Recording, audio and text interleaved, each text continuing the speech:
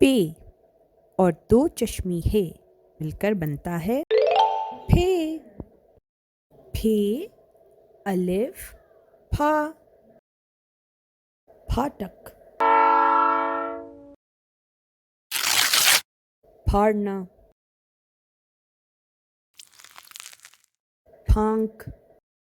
फे वाओ फू फूल। फुआर फुलाना। फूंक फुफ्फी। फे छोटी है फी फे बड़ी है फे।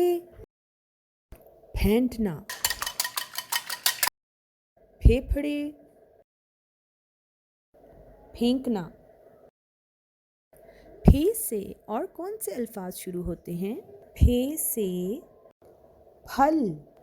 मुझे फल बहुत पसंद है। फे से फफूंदी। फे से फुदक। चिड़ियाँ फुदक रही हैं।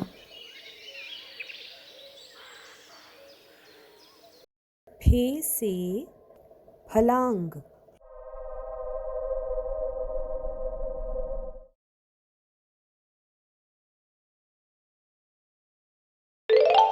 आज हमने सीखा उर्दू का भारी हर्फ फे।